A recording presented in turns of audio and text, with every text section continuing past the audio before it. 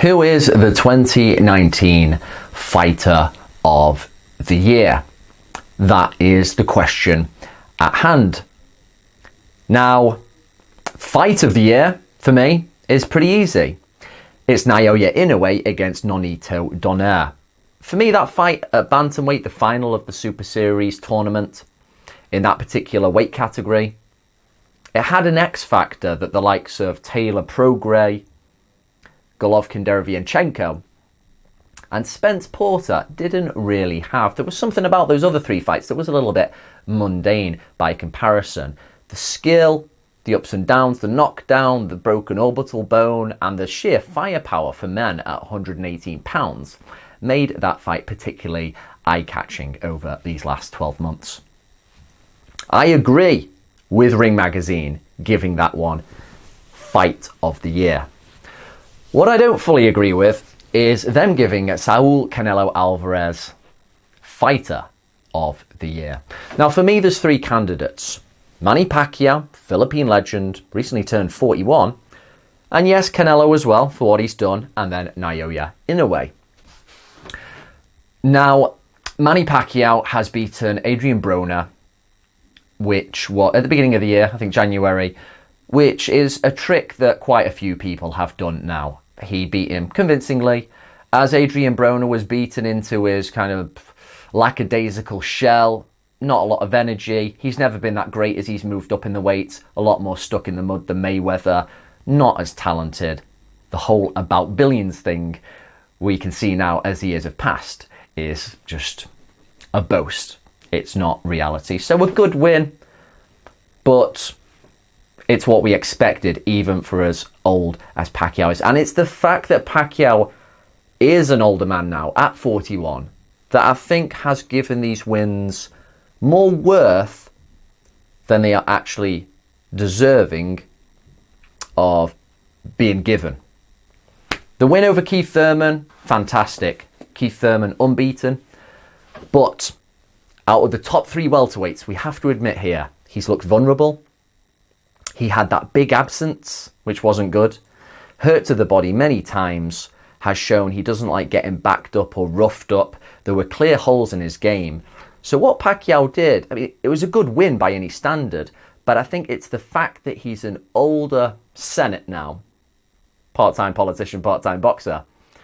The fact he managed to turn that trick against Thurman is what's given it extra kudos. But I think if we weigh the worth of that win, I do question it a little bit. And that's no diss, but I question what is Keith Thurman going to do for the rest of his career. If he turns out to be still a major force at welterweight, okay. But I suspect that this guy, who has shown a lot of vulnerabilities, might just fade away. So it was an absolute fantastic victory by Pacquiao, but I think it was partly because he is an older guy now. Now, Saul Canelo Alvarez, yes, he has two good wins this year. And his win against Danny Jacobs earlier, was it in May? He always fights in May, doesn't he? This is arguably the first time he's beaten a good, notable opponent, and it wasn't controversial.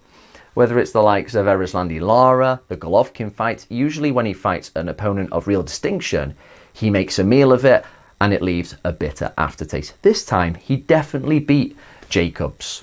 It wasn't amazing. You still saw him gas a bit near the end, which is what Canelo does. It's always kind of, there's ups and downs for me, always with Canelo's performances, but nonetheless, it was a good win. The one later on in the year that made Ring Magazine pick him as the Fighter of the Year is that knockout over Sergey Kovalev. Once formidable, venomous light heavyweight champion. But as soon as this fight got made, I picked Canelo by late round stoppage. It didn't quite go as I thought.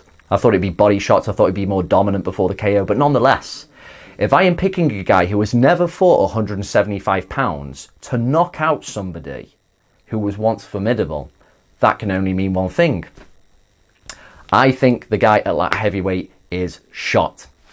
And that was exactly it. Sergey Kovalev was nowhere near the fighter he used to be.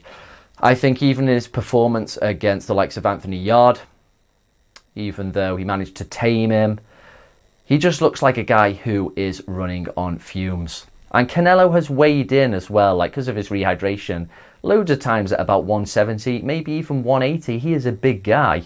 Even though he's squat, he's very compact. So a little bit of smokes and mirrors. Yes, it's a good win, but it's not as good as it looks on paper. The reason why I give Naoya Inoue the Fighter of the Year award is that if you make a direct comparison between Canelo Kovalev and Inoue Donaire, yes, Donaire's 36. It looks like a similar situation, but he was still looking good. He was looking dangerous. He previously looked okay against Frampton, getting beat at featherweight.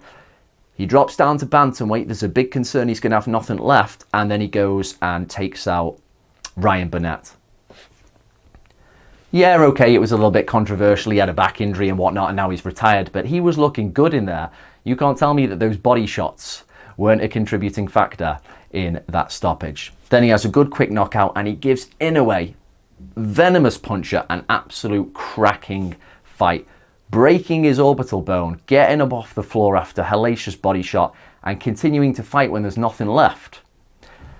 That is night and day between what Sergey Kovalev had left and what Nonito Donaire had left.